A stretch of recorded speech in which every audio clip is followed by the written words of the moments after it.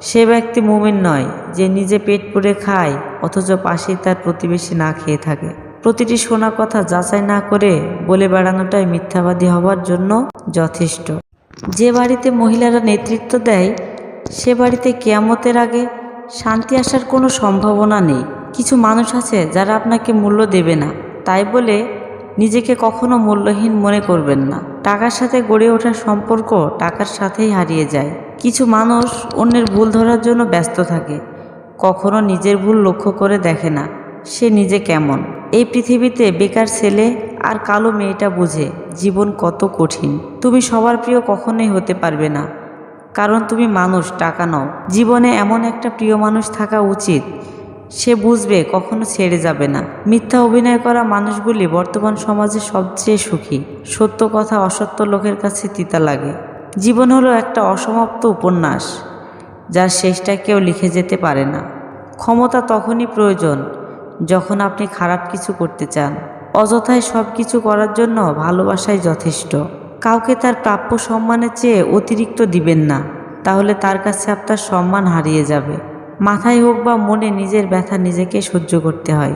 খারাপ সময়ে যাদেরকে পাশে পায় না, আমার সুসময়েও তাদেরকে কাছে চায় না।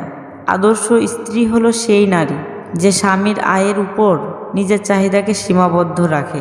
যারা সৎপথে প্রকাশ্যে উপার্জন করে তারা অন্তরালে দান করে, যারা অসৎ পথে অন্তরালে উপার্জন করে তারাই প্রকাশ্যে দান করে। ভালোবাসলেই ভালোবাসা পাবে এটা ভাবা ভুল, কারণ দুনিয়াটা এখন স্বার্থপর, শুধু নিতে জানে, দিতে জানে না। মানুষ অন্যজনদের কাছ থেকে পাওয়া সম্মান আর আপনজনদের কাছ থেকে পাওয়া অপমান কখনোই ভুলতে পারে না।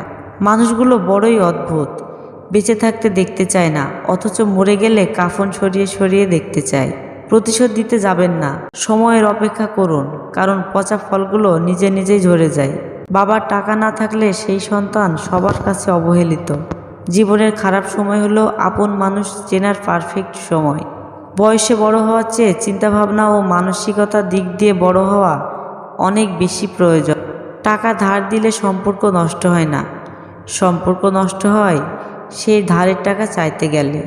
আপনি যদি কাউকে অপমান করেন, ভেবে চিন্তে করবেন, সেও সুযোগ পেলে আপনাকে সুদ সমেত ফেরত দিবে।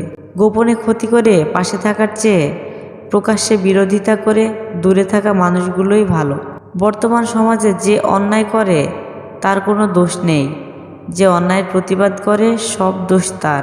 বেশি দায়িত্ব পালন করা মানুষগুলোই এক সময় সবার কাছে দোষী হয়। মানব জীবনটা বড়ই অদ্ভুত, যার কাছে তার সবই আছে, যার নেই কিছুই নেই। যে পায় না সে সবই পায়, যে পায় না সে কিছুই পায় না। জীবনে আসল শিক্ষা হলো কোথায় থামতে হবে সেটা জানতে হবে, আর কোথায় নিজেকে সরিয়ে নিতে হবে সেটা বুঝতে হবে।